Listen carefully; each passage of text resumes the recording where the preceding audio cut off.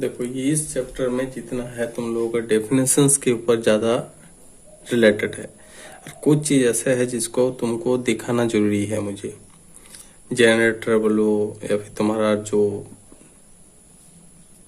ये क्या नाम मैग्नेट है उसको दिखाने की जरूरत है। तो सबसे पहले हम लोग देखेंगे मैग्नेटिक इफेक्ट क्या होता है।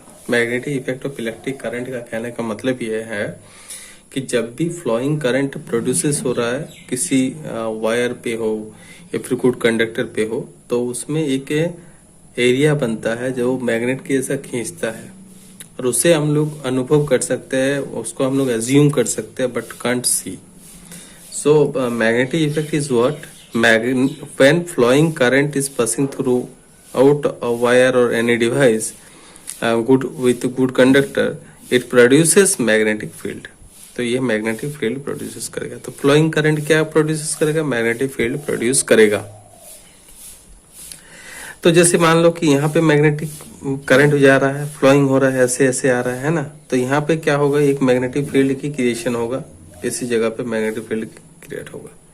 किसी एक चीज पे ले लो कि इस पे जा रहा है मैग्नेटिक करंट जा रहा है, इसमें करंट जा रहा है, तो करंट गया करंट गया करंट गया, तो यहाँ पे तुम देखोगे कि एक फील्ड जो है इसके चारों ओर क्या हुआ है? एक क्रिएट हुआ है। बट इसको हम लोग देख नहीं सकते, इसको हम लोग एज्यूम कर सकते हैं। जैसे ग्रेविटेशनल फोर्स को हम लोग नहीं देख सकते।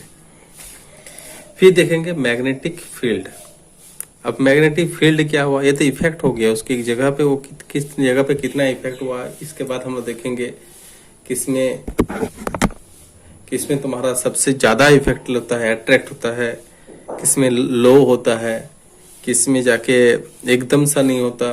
तो डिफरेंट तरह के इसका इफेक्ट के ऊपर बाद में हम लोग पढ़ेंगे, थोड़ा देर में ही बात पढ़ेंगे। मैग्नेटिक फील्ड किसको कहेंगे? The magnetic field is the area around a magnet. एक मैग्नेट के चारों ओर के जो एरिया है, ये लाइन, ये पॉइंट एरिया है, उससे हम लोग मैग्नेटिक फील्ड कहेंगे।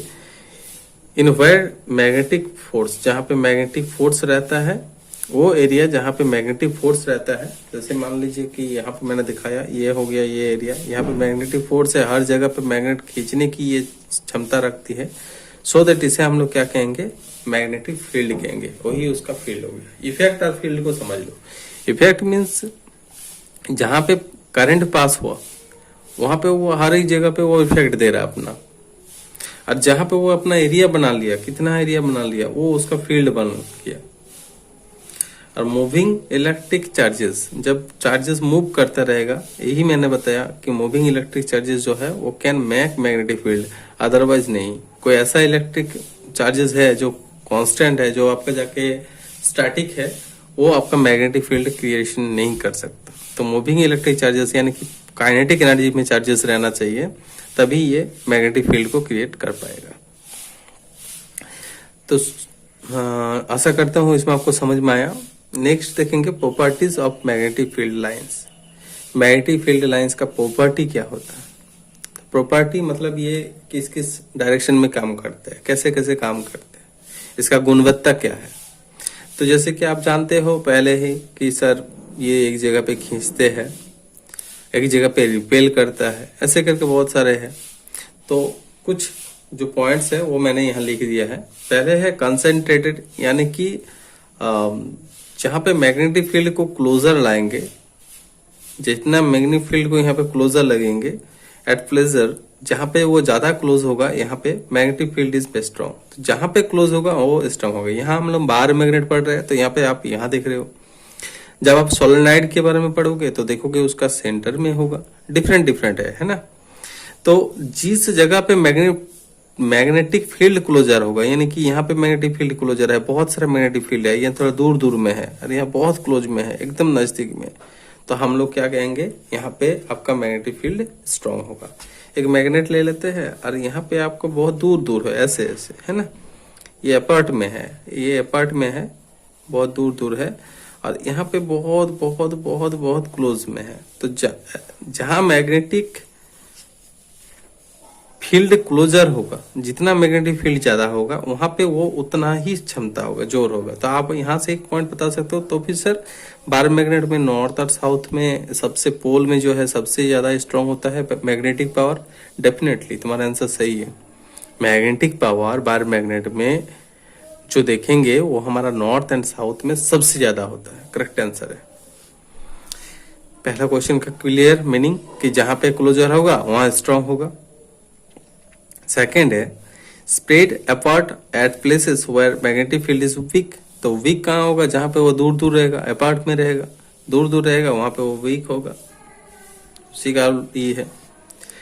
आउटसाइड द मैग्नेटिक फील्ड, बहुत इंपॉर्टेंट है ये पॉइंट कि आउटसाइड में अगर हम लोग देखेंगे तो magnetic field lines goes from north to south. इसी में आपको जितना बुक है देखना, इसी में घिसा पिसा के घुमाया है कि नॉर्थ टू साउथ जा रहा है, नॉर्थ टू साउथ जा रहा है।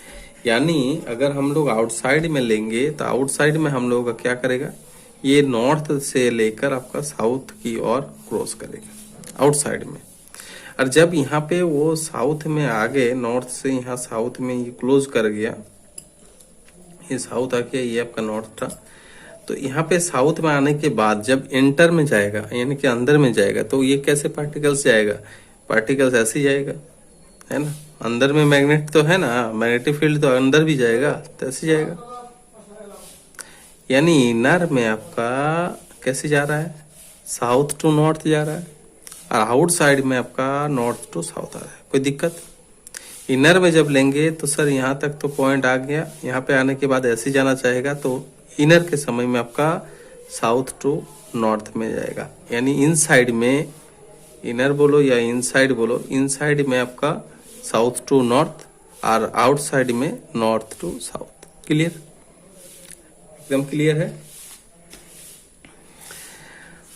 Inside the magnet the field lines goes to south to north. मैंने बताया यहाँ तक पहुंच गया। अब यहाँ के बाद तो उसका पार्टिकल ऐसे जाना चाहेगा, तो ऐसे ही जाना चाहेगा तो साउथ टू नॉर्थ में जाएगा। वो तो फिर घूम के नहीं जाएगा ना, वो अंदर भी तो पार्टिकल जाएगा। तो इनसाइड और आउटसाइड आपको पता चल गया।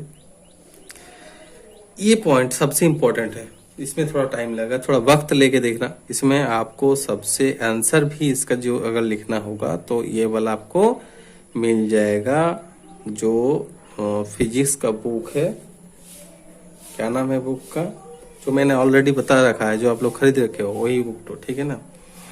तो field lines never intersected each other. जो फील्ड लाइंस हो जाएगा आपका, वो कभी एक दूसरे को इंटरसेक्ट नहीं करेगा। कभी भी क्या नहीं करेगा? इंटरसेक्ट नहीं करेगा एक दूसरे को। तो एस चंद का बुक है। तो फील्ड लाइंस कभी भी इंटरसेक्ट नहीं करेगा इस अदर को। लेकिन क्यों नहीं करेगा? व्हाई? मैंने इसका व्हाई का रीजन यहाँ पे दे रखा है, बता देता हूँ। पहले मैं बता देता हूँ कि क्या है कि फील्ड लाइंस कभी भी ये एक दूसरे को इंटरसेक्ट करके नहीं आएगा। यानी जो भी हम एज्यूम कर रहे हैं, जो भी हम लोग ले रहे हैं, मान रहे हैं, तो होता नहीं है वास्तव में। हम लोग ये मान रहे हैं इसको कि ऐसे ऐसे है। इसको हम देख थोड़ी ना सकते हैं कि ऐसे निकल रहा है, ऐसा निकल रहा है। इसका तो ये फील्ड है।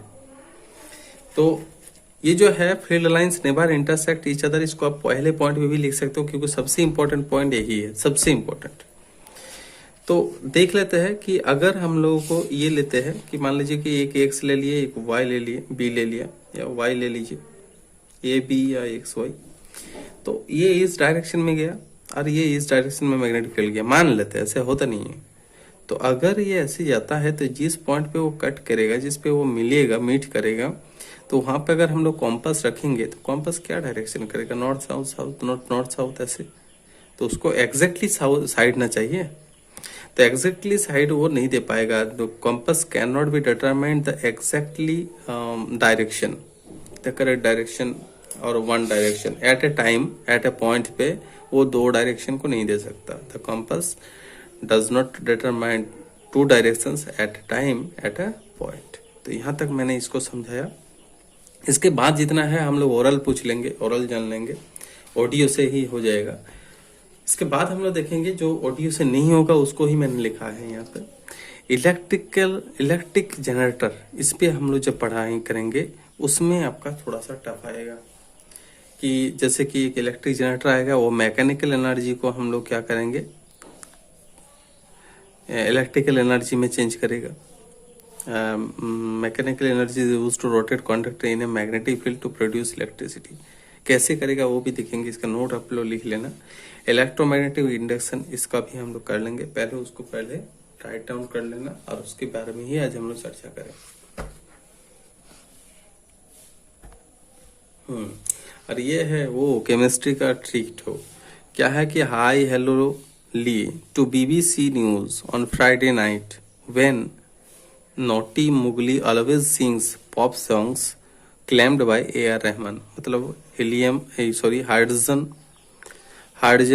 Helium lithium barium boron carbon nitrogen oxygen fluorine neon ये छोड़ देंगे, हाँ सोडियम, तो फिर magnesium Mg, aluminium, silicon, phosphorus, ऐसे करके सल्फर, क्लोरीन है ना, और आर्गन, ये आप याद रख सकते हो अपने केमिस्ट्री के लिए। तो ये लिखा था मैंने, उसको भी लिख सकते हो मन है तो, अदरवाइज इसको बढ़िया से लिख के एक बार सुन के और अपना जो बुक है उसको भी एक बार स्टडी कर लीजिएगा।